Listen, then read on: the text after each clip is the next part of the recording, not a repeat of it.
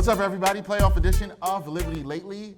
Dexter Henry, Madeline, Kenney, coming to you from the Barclays Center. You see the beautiful WNBA playoff sign here in the background. We're coming for you here after Liberty lost Game 2. They fell 86-60 here at the Barclays Center. And Maddie, look, we previewed the series last week. We talked after Game 1. We said we both thought the Liberty needed to win this in 2. That clearly did not happen. What went wrong here in this Game 2 where they were blown out? It really seems like a lot of it started with the bad second quarter they had here against the Mercury. Yeah, I mean, a lot went wrong, obviously, when you lose by that much. I think the biggest thing was it really started to snowball in the second quarter, and it bled into the third quarter. I mean, they shot, like, I think it was 6 of 31 from the field over those 2 quarters. 22 points, outscored by 22 points during those.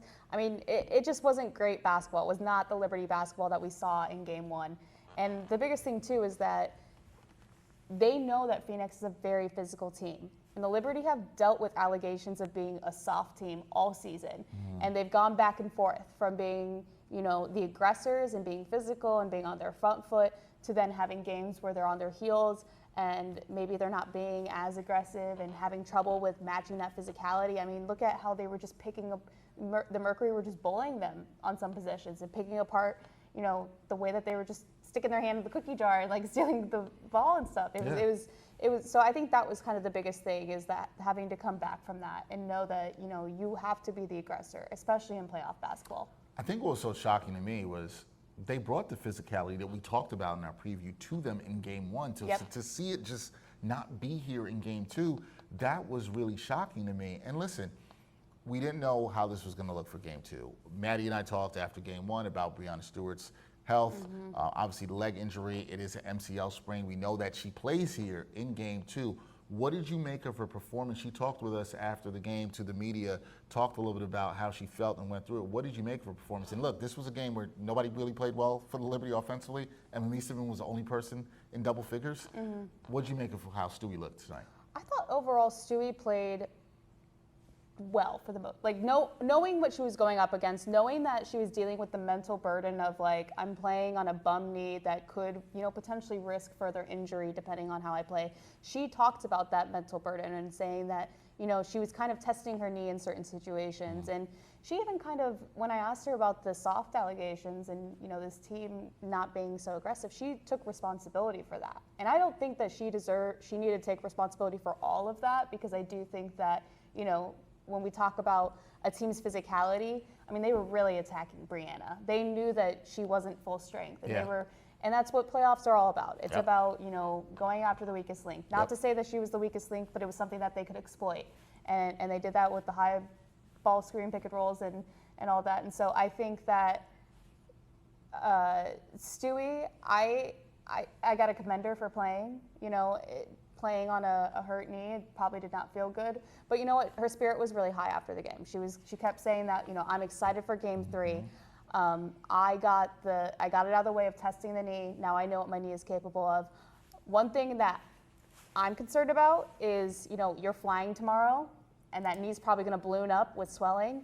And how is the team going to treat that and manage that, especially because this is a quick turnaround. They play again on Friday. And we talked about that quick turnaround, which means, hey, the whole goal was to bring Maddie home and keep Maddie home for a little bit of a while. We knew she'd probably have to go back out on the road. I got to do laundry tomorrow morning. Yeah, she has to do that before she flies out. So Maddie's not staying home. The hashtag Keep Maddie Home did not work here. But Liberty now have to bounce back. I thought it was interesting you just spoke about the spirits of Breanna Stewart. And she was, you know, pretty positive. You know, it was a quiet locker room, we heard. She did address the team. She talked about keeping her head up, how a lot of the ladies in this locker room have been in these situations before where they faced an elimination game. They know what they have to do. Now, knowing what you have to do is one thing. The other thing is executing it. And this team has been up and down all year. They've dealt with all the injuries. They're dealing with another injury now here with Stewie. Do you see this team as having the ability to, we've been talking about this for weeks, flip the switch here in this series in a Game 3? There's confidence from winning Game 1, but do you see this team having the ability to do this here in Game 3? That's a great question, because injuries have held this team back all season from reaching its full potential, and it's very possible that an injury could be the reason why their season comes to an end. Like, it's almost like poetic in a lot of sense. Yeah. And I wrote today in my column that you can read at the New York Post, Read it. in tomorrow's paper, or in Thursday's paper, Yep. about how Wednesday's game was just like a microcosm of all this team has, gone through, in the sense that like there was so much potential. This team has all the talent in the world, but then just injuries disrupt, chemistry disrupt, the way that they want to play and the fluidity of this team. And we haven't been able to see it in long stretches. We haven't seen them sustain, a level of lethal threat. And so, game 3, it's going to be tough. They're going to go into the Mercury have a really great home court advantage. That was a hostile environment that they played in game 1. It was loud, even to get ready for it. The Liberty were pumping music in at practice. Like, they don't do that very often. That was the first time I've seen it all season, honestly. And so they know that they're going up against a really tough crowd, a really tough arena, and they got to steal another one. They stole game 1, and now they got to, and it took everything to steal game 1. Everything. I mean, and listen, and a lot of that, we talked about this on Sunday night when Stewie went down. They had that 8-0 run. That was huge for them, the way they started the overtime session, and took a lot of fight just to get to overtime, if we're keeping it a buck here. But I think if you're going to win this game, we talked about how hard this will be before, they've got to come out with the right intensity. They sort of have to punch them in the mouth. Yeah. Haven't really seen that for Liberty. Although they did play well in the first quarter in game 2, it was not a bad first quarter for them. The second quarter, doing them, they got outscored 26-12. Yeah. When you look at this, we talked about X factors. We talked about Leone Fevers before the start of the series. We talked about the fact you said rebounding was huge for you. Turnovers, that was not good tonight. 15 on the night for the Liberty. What has to happen in this game? Who really needs to step up for the Liberty? We know Stewie's hurt. Who's got to step up for them in this game? Yeah, I mean, Emma Meeseman played better today than she did in game 1. Yes. So she definitely deserves credit with that. And KB did turn it around a little bit too. Leone Fevich, I mean, she was my X factor going into this series, and she went 0 for 5 from the field today. It's just something that you don't see from her very often. She Missed does some so wide much, open threes. Missed some wide open, but that was like the story of the game too for both teams in certain stretches. It just seemed like it just kept going in and out, and that was game 1. There were so many good looks that both teams had that they just missed, and it was infuriating to watch because that they make these shots every other day of the week. Like any day that ends with Y. We've seen this before, and right? like AT, that game winner, I mean, she makes that a million times a season. A good point. And then same with JJ at the rim before AT's potential game winner. She had a potential game winner, and she just didn't make it. And so I think that's been something that's infuriating. But Leo specifically, I mean, look, they five field goal attempts is a little bit on her lower end of what you want to see, but she only had 2 points, and that you can't afford that. Also, you can't have your whole entire starting lineup be in single digits. I mean, they didn't have anyone that really was explosive offensively, and this has so much potential to be an explosive offensive team between, Sabrina, JJ can score 20 points. We saw in the first game Natasha Cloud go off. Leo has the potential. Emma Meeseman, KB's gotten hot and, put up a respectable like 12, 14 points, and so I just think that today was just one of those really, really tough. It was tough. Games. What, 30% from the field, right? 23% from downtown. I mean, they shot terribly. That's not the only reason they lost. Yeah. Neither of us are saying 15 turnovers and that they scored 25 points off of. It's not great. That's not going to get it done, right? They didn't take care of the ball. They were out-muscled, killed on the glass. I think for fans, and we saw fans leaving early in this game. Something like 5 minutes left. Yeah, we have not seen a lot of that at the Barclays Center. This team, I don't want to say the fight was taken out of them, but I got to go back to the physicality because you saw that again. And at some point you want to see how they respond, which is why I think the beginning of game 3 is going to be so key for the Liberty, how they come out, how they deal with the crowd. You talked about the noise. You've been in all these arenas in the W. How they come out is going to be so important. Somebody else has got to step up too. We know Stewie's hurt. Stab has not shot the ball well in the series. Jonquil Jones has also not shot the ball well in the series. She's rebounded well, but she's not shot the ball well. Yeah. Somebody else has to step up. What's your confidence level about the Liberty? I mean, we should be talking about what their confidence level is, but what's your confidence level about them doing, especially when the column you just wrote about this game feeling like a microcosm of the season. Now their backs are literally against the wall. Yeah, they had a chance to, win today and not play again until Sunday. Yep. And that would have given Stewie 3 full days to just relax, get her treatment on that leg, and hope for the best, heading into what's probably going to be a really, really tough semifinals matchup. And so I think that, I know it's a cliche that everyone has to step up and that next man up mentality or whatever, but, Breanna can't go 3 for 13 from the field. You're not going to win games with that. Nope. You're not gonna win games with Leo going 0 for 5 and with Stewie going 2 for 6 and JJ going 3 for 19. I mean, I can go up and down the whole box score like this. It's so telling when you look at it. And so I think the biggest thing is that, they're going to have to, like you keep saying about the first 5 minutes is going to be so important. Whoever calls that first timeout is going to be a very telling sign. I like that. That's you know what point. I mean? Who forces the other team to call that timeout? Who forces the other team to call a like that. timeout and try to regroup? And so if I'm the Liberty, I want to force Nate Tibbetts to have to call a timeout. And then I want to go into that timeout huddle, congratulate the group, acknowledge what they did, and then say, let's do it again. Let's make him call a timeout again. I love that point too, because you have to keep the pressure on. Mm-hmm. Phoenix is going to have the home court behind them. The fans are going to be behind them. They're going to make a run. That's going to happen, right? I don't think this game on either side you never know in a game 3, but hopefully it's not as ugly offensively for either team as this game. Yes. But I think let's say the Liberty come out and punch them in the mouth. This is the scenario I'm bringing up. I'm expecting Phoenix to respond in some way, but then it's how do you weather that and do that again, right? Where you can start to put the doubt in the mind of the Mercury while they're at home. That's what you want to do. Because the way that they snowballed in the second quarter today the Liberty was extremely concerning to watch.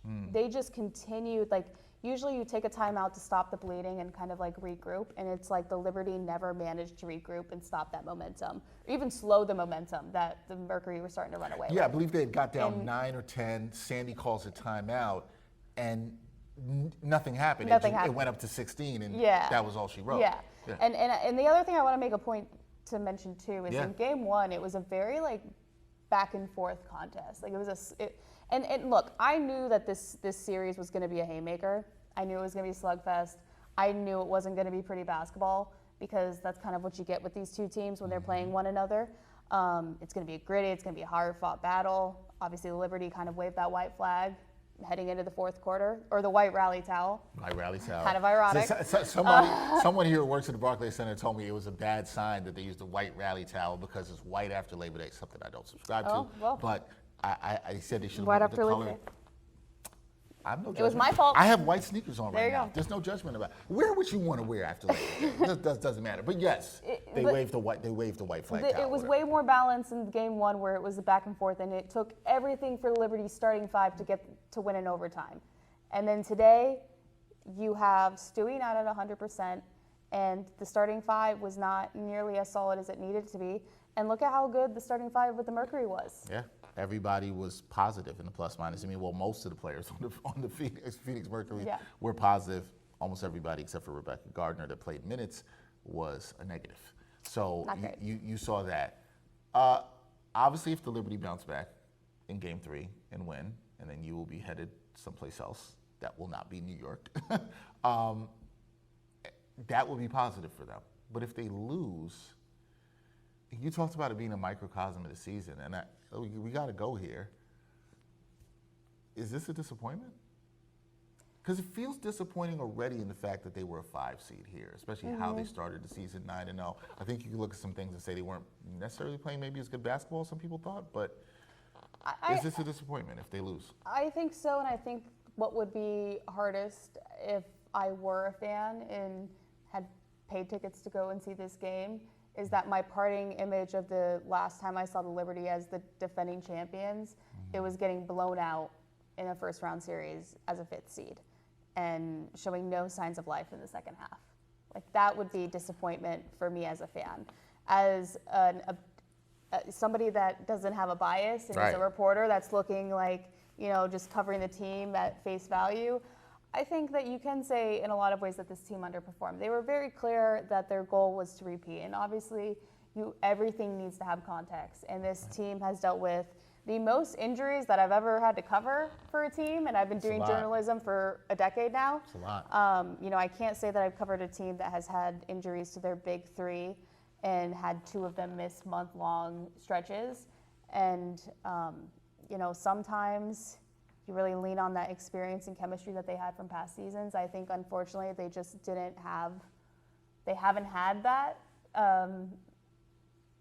this season. They just never got like enough time to build up that momentum, and they're trying to build it now in the playoffs, and we all know how hard that is. That is hard. And so I think that they're rocking a hard place. They were put in a hard position because of all these injuries, and it's not an excuse, but it's a tangible reason for why this team has underperformed from the standard that they set, because they were the ones that were saying that we want to repeat. And you can say that and be fair and, you know, acknowledge that this team has dealt with so much, you know. Have. And I think that they're all competitors. I mean, they're all tough people. They know what they wanted to do, and they know that because of, you know, things that are out of their control, they might not be able to do it. Yeah, that happens sometimes. Now, I don't want to leave it on a total negative note. Yeah, please don't let that be the last parting message. I was like, we can't have that as a parting message for the Liberty fans out here. Yeah. There is also another world in which the Liberty win this game 3.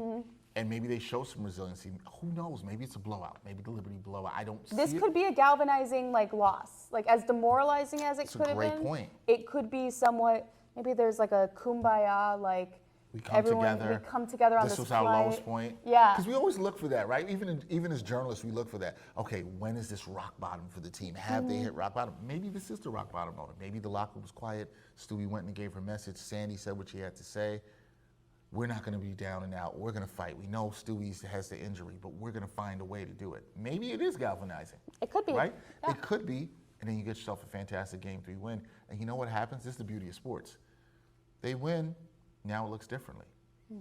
Now, I'm not saying what's going to happen after that. I'm not going to do that for the people, but I'm just saying it could look a little bit different if they do win. The way we feel right now about the season, the way you even look at the whole season, you would look at that and say, oh, they just got a gritty first round win against. We use the word gritty a lot to preview the series, right? If they get the win and it's gritty and it looks like that, you're feeling a lot different, especially if they're headed to Minnesota, who everybody thinks is the favorites to win and all that stuff. It's in a rematch of the finals. It's interesting. And I think I've said that a lot this season too. Is that, you know, whenever things got really hard and really tough, and I would talk to players, and maybe they'd even express a little bit of frustration on some criticism that they might have been hearing or seeing online, or the questions that were being asked. You know, as the defending champions, you do deserve a level of grace. And you earn that right. Like, you get to determine, like, at what point do you, and it's usually, you know, when that title is no longer your title. And so I think that, you know, it's easy to pick apart, like, one game here and there and be like, oh, that was a low point. But if they win, you know, this series, then we're not going to be talking about game 2. No. If anything, we're talking about game 2 as, like, oh, that was the point that they just, like, overcame, and they went on that exciting run. You know what I mean? Like, and you'll remember Game 3, and you'll remember them winning series, and you'll remember some stuff from Game 1, but you won't think about Game 2 at all. You're right. And then the story will be, what does Game 2 or 3, to your point, if they win, what does that do for them going forward? Can it do something going forward? We don't know. They got to get there first. It's all about momentum. But I'll tell you what, in terms of going forward, this woman right here is going back to Phoenix. More miles for Maddie. And I can't even say, #bring Maddie home. I wish I was at least like getting tan or something. Like, I'm still. You're gonna be working, and it's Phoenix. It's still hot out there at It's this so time of year. hot, It's yeah. still hot out there at this time of year. But what we're hoping for is a good Game 3. Hopefully the Liberty can get this win and continue their season. That's what the fans would like to see. But if they do continue the season, that means Maddie's still going to be on the road. But you know what? I love my job, and it's such a privilege. So. Yeah. I'm looking in her eyes. She's saying that with honesty. Company woman. Company woman. Right here, repping for the New York Post and Liberty lately. Maddie is off to Phoenix. Tough loss for the Liberty here in Game 2 at the Barclays Center. But we'll catch you with another recap. Hopefully a happy one, and hopefully this continues on Liberty Lately.